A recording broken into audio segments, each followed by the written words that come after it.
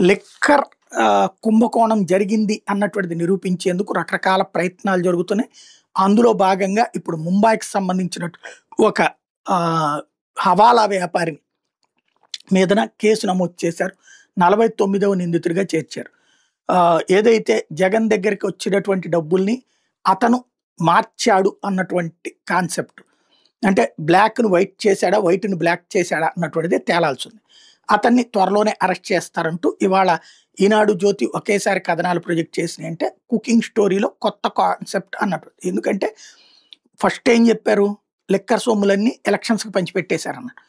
ఆ తర్వాత చెవిరెడ్డి ఆస్తులవే, మిథున్ రెడ్డి ఆస్తులవే, కేసిరెడ్డి ఆస్తులదే, బాలాజీ గోవిందప్ప ఆస్తులవే, అన్ని ఆస్తులు అయ్యే అని చెప్పారు.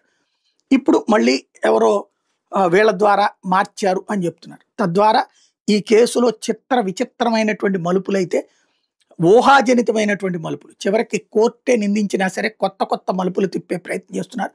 ఎందుకంటే రాజకేశిరెడ్డి హైకోర్టులో బెయిల్కి వెళ్ళాడు కాబట్టి ఈ టైంలో ఈ కొత్త మలుపు తీసుకొచ్చి అదిగో తేలిపోతుంది రేపో మాపో, కాబట్టి ఇప్పుడు అతనితో పాటుగా చెవిరెడ్డి వీళ్ళకి ఎవరికి బెయిల్ ఇవ్వద్దని చెప్తే కొత్త ఎత్తుగడ.